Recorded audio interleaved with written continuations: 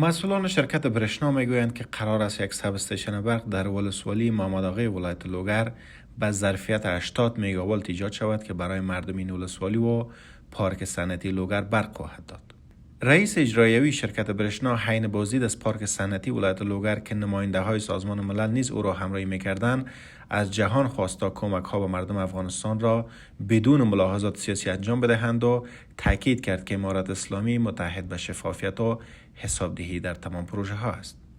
زه په نړیوال بانک، زه په آسیایي بانک او نور ټول هغو ارګانونو او سازمانونو باندې غږ کوم چې تاسې راسئ لکه څنګه چې له نورو هیوادونو سره د اقلیمي بدلونونو په برخه کې مرسته کوئ، د برېښنا په برخه کې مرسته کوئ او تاسې نړیوالې ادارې بلل کیږئ. د یو خاص ملک لپاره نه یې ایجاد شوي.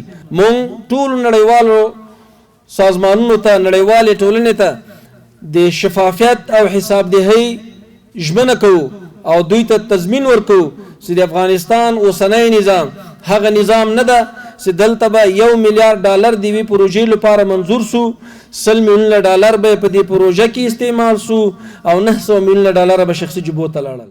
برخی از مسئولین حکومتی در ادامه این نشست از تامین امنیت سراسری در کشور اطمینان داده و خواستار سرمایه‌گذاری در کشور شدند. که چه قسمی که افغانستان در بخش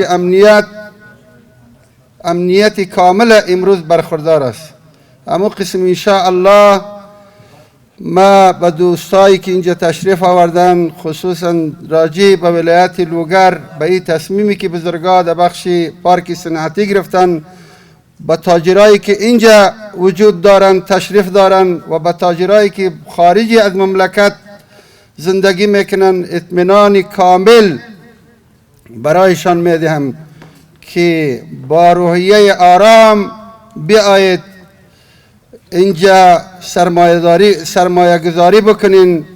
تاسو په دغه هیوادونو کې د خلکو لپاره د کار زمینه مساعده کوي.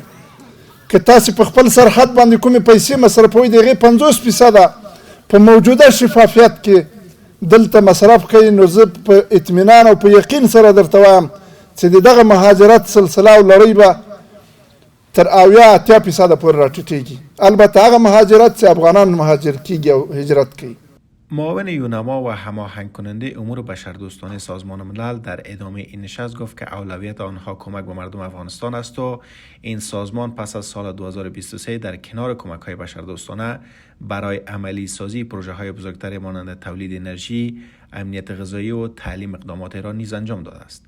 او در پایان نشست از دیگر سازمان های بین المللی خواست که به افغانستان بیایند و پروژه های خود را تکمیل کنند. آژانس خبری پژواک، انعکاس دهنده حقایق.